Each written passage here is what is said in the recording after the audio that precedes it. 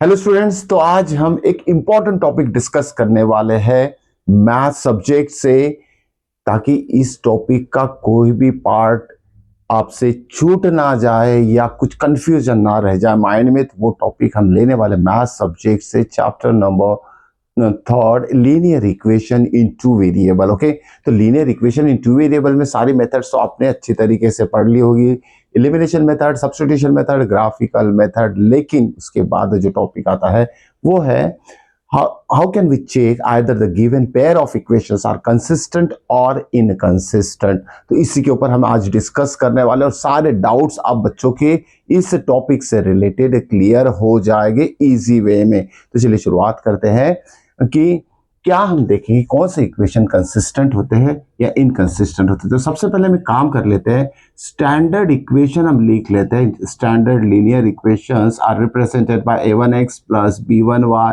Plus c1 is equal to 0। और second equation भी लिख लेते हैं, a2x plus what b2y plus c2 is equal to 0। तो ऐसे दो पेयर ऑफ इक्वेशंस दिए हैं। अब इस पेयर ऑफ इक्वेशन को हम कंसिस्टेंट कब कंसिडर करेंगे, इनकंसिस्टेंट कब हम बोलेंगे, तो ये चीजें हम डिस्कस कर लेते हैं। देखिए, अब यहां क्या बोला गया है, कंसिस्टेंट। ये दोनों कंसिस्टेंट है क्या, कंसिस्टेंट इक्वेशन है क्या, या फिर इनकंसिस्टेंट है, इनकंसिस्टेंट इक्वेशन। ठीक है, तो देखिए इसके लिए कंडीशन याद में रखना पड़ेगा आपको। अब वो कंडीशन तो लिखेंगे हम, साथ में एग्जाम्पल के साथ भी इसे क्लियर कर लेंगे ताकि कोई भी डाउट माइंड में ना रहे। तो देखिए, कंसिस्टेंट का मतलब होता है आंसर आएगा, आंसर आएगा, राइट, आंसर आएगा। ओके, आएगा। ओके, वी गेट आंसर, हमें आंसर मिलेगा ही। तो आंसर आने के चांसेस क्या है, एक तो देखिए हमें दोनों जो इक्वेशन दिए हैं उसका आंसर, एक तो x और y की सिंगल सिंगल वैल्यूज मिलेगी। ठीक है, तो उसे बोलेंगे हम यूनिक सॉल्यूशन। या फिर हमें दोनों इक्वेशन को सॉल्व करने के बाद इनफाइनाइटली मेनी सॉल्यूशन मिलेंगे। तो ये कैसे ऑब्टेन होते हैं उसके बारे में डिस्कस कर लेते हैं। अब जैसे सिंपल सा इक्वेशन है, x plus y is equal to 2, x minus y is equal to 4। तो इसका सॉल्यूशन क्या आएगा, इसका सॉल्यूशन है x is equal to 3 and what y is equal to -1। तो देखिए इस इक्वेशन को अगर सॉल्व करते हैं, सॉल्व करके देख लीजिएगा, तो इसका आंसर क्या मिल रहा है हमें, 3 एंड -1 मिल रहा है, 3 एंड -1।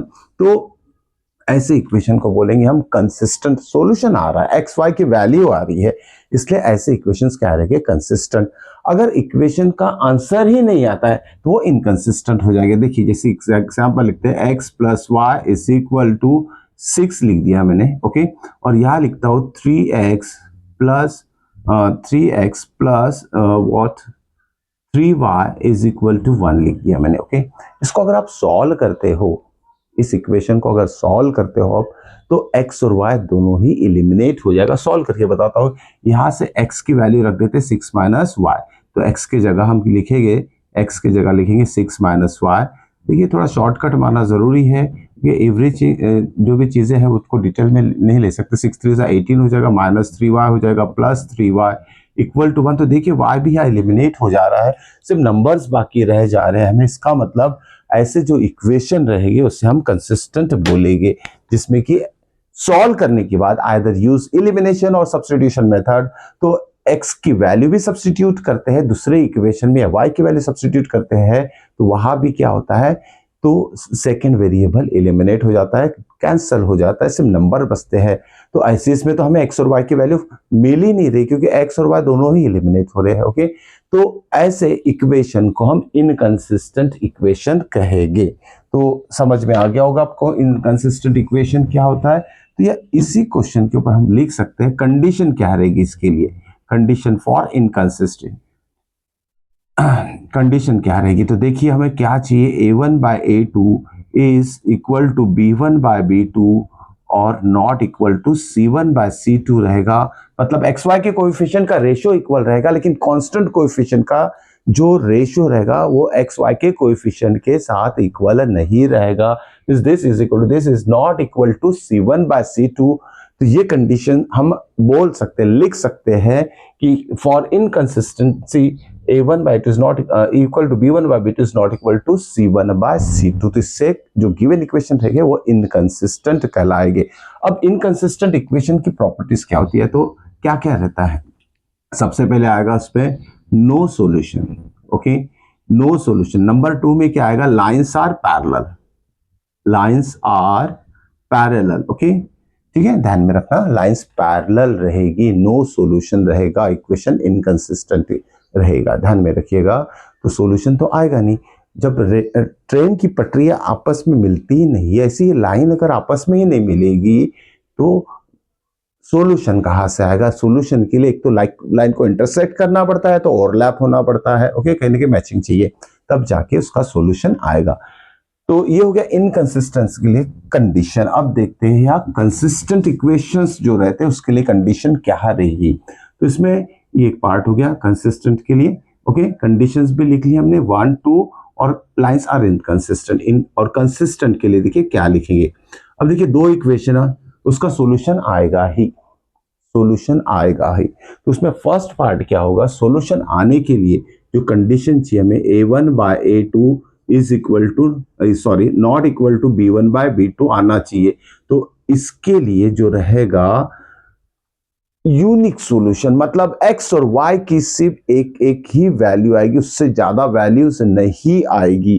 तो यूनिक का मतलब क्या होता है? इसमें फर्स्ट जो पार्ट है, ये पॉइंट है, लिखेंगे यूनिक सॉल्यूशन। ऐसे कंडीशन के लिए ऐसे दो इक्वेशन जिसमें a1/2 is not equal to b1/b2 है, c1 c2 को देखने की जरूरत नहीं है। पहले दो रेशियो ही x और y की जो रहेगी, अगर अनइक्वल रहेगी, नॉट इक्वल रहेगा, तो यूनिक सॉल्यूशन रहेगा। यूनिक सॉल्यूशन का मतलब होता है वन सॉल्यूशन रहेगा, ध्यान में रखिए, एक ही सॉल्यूशन रहेगा, x और y की एक एक वैल्यू आ जाएगी, ओके। तो ऐसे लाइंस को हम बोलेंगे इंटरसेक्टिंग लाइंस, इंटरसेक्टिंग लाइंस कहा जाता है, ध्यान में रखिएगा। ऐसे लाइंस को क्या कहा जाता है? लाइन जो है आपस में कहीं ना कहीं एक पॉइंट पे इंटरसेक्ट होगी, और जो वो पॉइंट रहेगा, ग्राफिकल मेथड में आप ये चेक कर सकते हैं, जो point of intersection of two line रहेगा, वो उस पॉइंट के जो कोऑर्डिनेट्स रहेंगे, वो कोऑर्डिनेट ही इस दोनों गिवन लाइन के सॉल्यूशन रहेगी, एक्स और वाई की वैल्यू रहेगी। फर्स्ट जो कोऑर्डिनेट रहेगा वो एक्स कहलाएगा, सेकेंड वाला वाई कहलाएगा।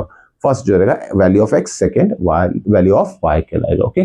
तो लाइंस आर इंटरसेक्टिंग और ये कंसिस्टेंट हो गया। सेकेंड इसमें आते हैं, देखिए एक लाइन मैं बनाता हूं, जैसे एक एग्जांपल लेके समझाता हूं। Example x plus y is equal to 1, ये एक इक्वेशन हो गया।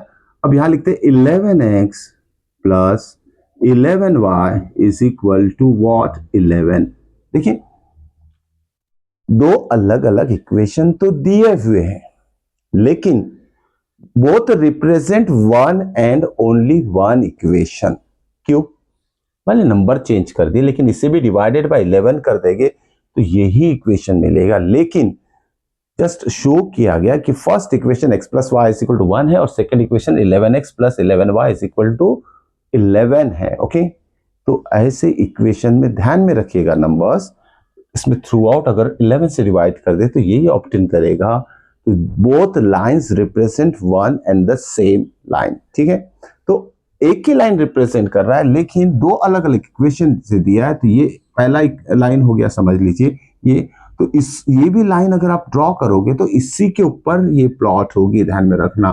भले नंबर चेंज दिए गए हैं, अगर आप ये नंबर लेके अगर इसके कोऑर्डिनेट्स फाइंड करते, ग्राफ के ऊपर प्लॉट करते हो, तो आपको वही कोऑर्डिनेट मिलेंगे जो इस लाइन के लिए मिल रहे हैं। मतलब ये दोनों लाइन क्या रिप्रेजेंट करेगी? One and the same line, या तो इसको बोल सकते हैं both lines are overlapping one another.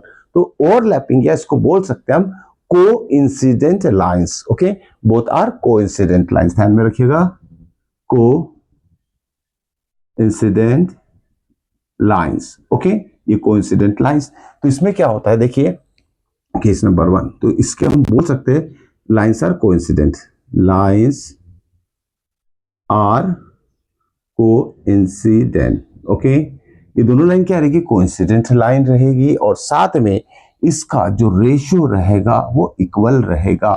इसका रेशियो क्या रहेगा? a1/a2 is equal to b1/b2 is equal to c1/c2। ये कंडीशंस रहेगी, ध्यान में रखिएगा। जब भी linear equation in two variables से रिलेटेड जो भी क्वेश्चन पे तीन कंडीशन आपको बहुत अच्छी तरीके से याद में रहना चाहिए। ओके, लर्न नहीं करना है, उसे समझ के करना है। तो ये हो गया कंसिस्टेंट। अब इससे रिलेटेड क्वेश्चंस क्या पूछते हैं, देखिए इससे रिलेटेड एक ही क्वेश्चन पूछा जाएगा, वो है कोइंसिडेंट लाइन के लिए। ओके, तो उसका भी एक एग्जांपल ले लेते हैं। कोइंसिडेंट लाइन, कोइंसिडेंट मतलब दो अलग अलग इक्वेशन दिए रहेंगे। ओके, उस अलग अलग इक्वेशन में एक आधा टर्म एब्सेंट कर देगा। जिससे एक एग्जांपल लेते हैं हम, उससे समझते हैं। ये एग्जांपल देखिए, 3x plus ky is equal to what, यहां दे दिया 1। ओके, अब यहां दिया है नेक्स्ट इसमें 6x plus y is equal to, ये दे दिया 2। क्लियर?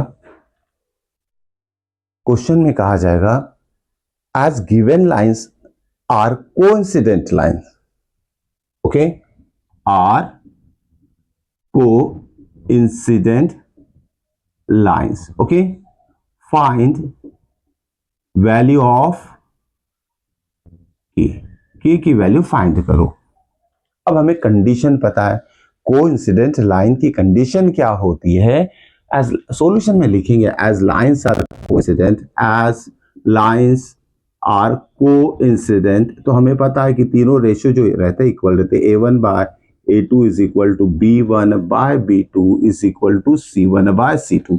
तो a1 b1 c1 लिख लेते हैं। a1 b1 c1 क्या है, 6 सॉरी यहाँ है, ये फर्स्ट इक्वेशन का लिखेंगे 3k1 3k1, चलिए लाइन ड्रॉ कर लेते हैं, डिवाइडेड बाय इक्वल टू भी डाल देते हैं, 612। ओके, अब देखो तीनों इक्वल रेशियो मिल गए, इसको सॉल्व करेंगे तो हमारा आंसर आ जाएगा। या दिख रहा है कि 3 1 सा 3 2 सा हो रहा है, ये 1/2 रेशियोज इक्वल ही आएंगे, ध्यान में रखिएगा। तो कोई भी दो रेशियो को इक्वेट कीजिए के साथ, के वाले टर्म के साथ। तो मैं लिख लेता हूं 1/2 is equal to k/1, k/1 miss के, तो k की वैल्यू क्या आ जाएगी, 1/2 आ जाएगी। ध्यान में रखिएगा, इस तरीके से हम k की वैल्यू फाइंड आउट कर सकते हैं। ओके, होप सो कि कंडीशन और रिलेटेड क्वेश्चन आप बच्चों को समझ में आया होगा। और एक इंपॉर्टेंट टॉपिक है इसमें, ग्राफिकल मेथड। ग्राफ सभी बच्चों को प्लॉट करना अच्छी तरीके से आता है, लेकिन ग्राफिकल मेथड में अगर कुछ एक्स्ट्रा क्वेश्चंस ऐड कर देते हैं, अगर वो क्वेश्चन अगर आप बच्चे नहीं समझ सकते हो कि क्या करना है, कैसे फाइंड आउट करना है आगे का पार्ट, तो वो भी मैं समझा देता हूं कि ग्राफिकल मेथड में कुछ अलग टाइप के क्वेश्चन क्या इंक्लूड करते हैं। तो देखते हैं कौन से क्वेश्चन इंक्लूड करते हैं। जैसे अब देखिए, हम डायरेक्टली ग्राफ के ऊपर जाते हैं। This is what y axis and this one is x axis. कोई भी दो लाइन सपोज दी है और बोला गया है find the solution of pair of lines graphically. Okay, graphically दो पेयर इमेजिन करो, कोई भी दो इक्वेशन हो सकते हैं। अभी हमने लिखा नहीं, इक्वेशन लेने की जरूरत भी नहीं है, हम डायरेक्टली उसको मान लेते हैं कि वो दो इक्वेशन हमने प्लॉट कर लिए। ये फर्स्ट लाइन का इक्वेशन हो गया, okay, and second line is like this, second line is like this. Okay, this is the point of intersection. Okay, मान लेते 1 2 एंड दिस वन इज 3 हो गया, ये होगा 1 2 and this one is 3। Okay, यहां मान लेते 1 and this one is 2। Okay, तो देखिए यहां क्वेश्चन, एडिशनल क्वेश्चन क्या होगा, फिर से एक बार रिपीट करते हैं। For a given pair of equation find the solution graphically बोला है, तो जो भी पेयर ऑफ इक्वेशन दिया रहेगा उसको प्लॉट कर लिया हमने ग्राफ के ऊपर। ये लाइन 1 होगी, ये लाइन 1 हो गई, ये लाइन 2 होगी, ठीक है। पॉइंट ऑफ इंटरसेक्शन भी आ गया, पी के कोऑर्डिनेट भी आप ग्राफिकली फाइंड कर लिए, सॉल्यूशन भी आ चुका है। लेकिन एडिशनल पार्ट में क्या बोलेगा, फाइंड, क्या बोलेगा, find, okay, find area of triangle form by these lines with x-axis, okay, and second one is y-axis। दोनों में से कोई भी एक पूछेगा, ध्यान में रखिए, हम दोनों के लिए डिस्कस कर रहे हैं। x-axis के साथ ये दोनों लाइन जो ट्रायंगल फॉर्म को, उस ट्रायंगल का एरिया फाइंड करो, या तो फिर y-axis के साथ ये दोनों लाइन जो ट्रायंगल फॉर्म कर रही है उस ट्रायंगल का एरिया फाइंड करो। तो पहला पार्ट हम देखते हैं with x axis. Okay, part number 1 जो है विथ एक्स एक्सिस के लिए देख लेते हैं। एक्स एक्सिस लिख लिया मैंने, ठीक है, ये हो गया एक्स एक्सिस, ये एक्स एक्सिस हो गया, इसे डार्क बना लेते हैं, ठीक है। अब ये दोनों लाइन, ओके, दोनों लाइन एक्स एक्सिस, देखिए दोनों लाइन की बात करें वहां, okay, area of form by these lines मतलब दोनों लाइन। तो मुझे ये दिख रहा है ये लाइन पहला हो गया, ओके, यहाँ से ये लाइन फर्स्ट और ये second one. Part of line की बात करें, ये एक्स एक्सिस से कौन सा एरिया बना रही है, ध्यान में रखिए, okay, this is 1, this is 2। तो ये वाला ट्राइंगल बन रहा है, इसका नाम देते हैं A B, P A B triangle form कर रही है। दोनों लाइन एक्स एक्सिस से P A B triangle form कर रही है। ध्यान में रखिएगा यहां से यहां तक का डिस्टेंस कितना है, 1 यूनिट है ये, तो इसका हाइट कितना हो जाएगा, 1 यूनिट हो जाएगा, राइट। हाइट कितना होगा इसका, 1 यूनिट लिखो, सेंटीमीटर लिखो। और बेस कितना हो जाएगा, बेस हो जाएगा 1 यूनिट यहां से, 1 यूनिट यहां से, 2 यूनिट्स उसका बेस हो जाएगा। तो जब भी ट्राइंगल का एरिया हम फाइंड आउट करते हैं तो half into base into height लिया जाता है, half into base into height, okay. तो एरिया ऑफ ये ट्राइंगल क्या हो जाएगा, यहाँ area of triangle form by this line, तो ट्राइंगल का नाम क्या है, A P B is equal to half into base कितना है 2 यूनिट इंटू हाइट कितना है 1 unit, okay, height is 1 unit, तो 2 कैंसिल हो जाएगा, इसका आंसर आ जाएगा 1 स्क्वायर यूनिट, 1 स्क्वायर यूनिट। तो ये लिखना जरूरी है, ध्यान में रखिएगा, क्योंकि एरिया फाइंड कर रहे हैं। इसी तरीके से वाई एक्सिस से जो यहाँ ये जो बेस हो जाएगा, ट्राइंगल जो बन रहा है, जिसे पी क्यू आर ले लेते हैं, इसे पी क्यू आर, चलिए वाई एक्सिस के लिए लिखते हैं। तो वाई एक्सिस के लिए जो ट्राइंगल बन रहा है, okay, area of triangle P Q R, area of triangle P Q R हम फाइंड आउट करना है। देखिए ये बेस हो जाएगा और हाइट क्या होगी, यहां से लेके यहां तक हो जाएगी हाइट उसकी, okay. Area of triangle P Q R, फिर से वही फॉर्मूला यूज करेंगे, half into base into height, कितना हो जाएगा हाफ। बेस कितना है, देखिए ये 1, ये 2, ये 3, ये 4 और ये 5, ओके। 5 पार्ट्स मींस 5 यूनिट उसका डिस्टेंस हो जाएगा, यानी बेस का जो लेंथ हो जाएगा 5 यूनिट हो जाएगा। तो बेस लिख लेते हैं 5 यूनिट, और हाइट कितनी होगी, यहाँ देखिए ऑलरेडी मैं मेंशन कर चुका है, 1 यहाँ से 1 यूनिट, 2 यूनिट और 3 यूनिट इसकी हाइट हो जाएगी। 3 5 15, 15 बाय 2 कितना हो जाएगा 7.5 स्क्वायर यूनिट उसका एरिया हो जाएगा। So this question is very very important, ध्यान में रखिएगा, इस लेवल पे सब पार्ट के फॉर्म में कुछ एरियाज फाइंड आउट करना पड़ सकता है, ओके, लीनियर इक्वेशन इन 2 वेरिएबल चैप्टर में ग्राफिकल मेथड में। तो ये चीज आपको बहुत अच्छी तरीके से समझ के सॉल्व कर लेनी है। ये क्वेश्चन आप कॉपी कर लीजिए और इससे रिलेटेड और भी क्वेश्चन आप रेफरेंस बुक यूज करके पता कर सकते हैं। तो ये थे आज के क्वेश्चंस, मिलते हैं नेक्स्ट वीडियो में नेक्स्ट इंपॉर्टेंट टॉपिक के साथ। Children, good bye.